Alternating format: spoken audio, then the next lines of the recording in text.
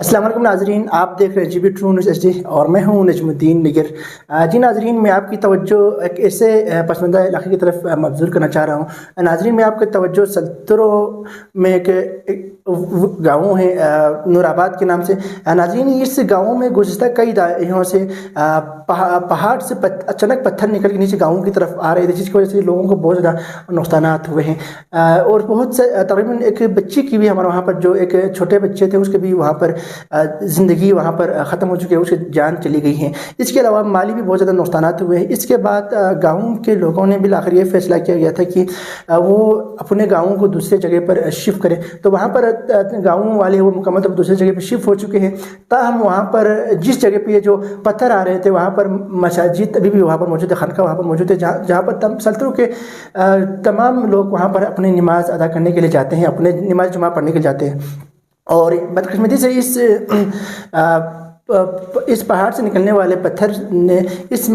خانقاہ کو بھی وہاں پر نقصان پہنچائے، شہید کی ہیں، ڈیمیج کیے ہیں۔ اس کے بعد گاؤں والوں نے فیصلہ کیا ہے کہ ابھی یہ لوگ جب دوسرے جگہ پہ شفٹ ہوئے تو یہ لوگ یہ چاہ رہے ہیں کہ اپنے ساتھ اس خانقاہ کو بھی اپنے ساتھ دوسرے جگہ پر شفٹ کرے، تاکہ وہاں پر اللہ کی اس عبادت گاہ کو دوبارہ وہاں پر بحال کیا جائے، وہاں پر نماز ادا کی جائے، اللہ کے ذکر و اذکار کی جائے۔ تو لوگوں نے بھی یہاں پر اپنی مدد آپ کے لیے یہاں پر کام کرنا اسٹارٹ کیے۔ آپ ہمارے ٹیلی ویژن اسکرین پر بھی آپ دیکھ سکتے ہیں، یہاں پر لوگ کام کر رہے ہیں۔ تو ہمارے کہنے کا مقصد ہے کہ انہوں نے یہ کہا ہے کہ وہ تمام مؤخر حضرات سے ریکویسٹ کی ہے، مؤخر حضرات سے تعاون کی اپیل کی ہے کہ وہ لوگ بھی آگے آئے، بڑھ چڑھ کر اس کار خیر میں حصہ لیں، تاکہ وہ اس مدرسے، تاکہ وہ اس مساجد کو، اس خانقاہ کو بنانے میں کامیاب ہو جائے۔ تو یقیناً اس خانقاہ کو بنانے کے لیے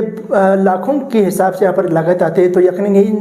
بیچارے گاؤں والوں کی بس کی بات نہیں ہے۔ تو انہوں نے یہ ریکویسٹ کی کہ ان تمام مؤخر حضرات سے کہ وہ لوگ آگے آئیں اور اس کار خیر میں حصہ ڈالیں، تاکہ دوبارہ سے اس خانقاہ کو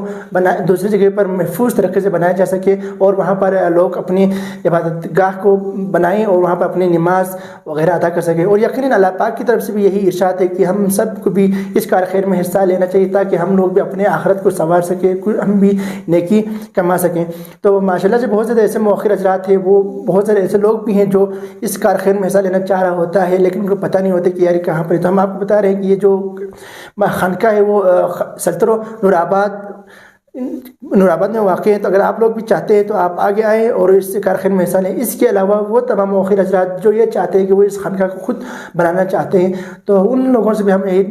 ریکویسٹ کرتے ہیں کہ آپ لوگ بھی آگے آئیں اور اس خانقاہ کو بنانے میں اپنا کردار ادا کریں۔ ہم آپ کو اس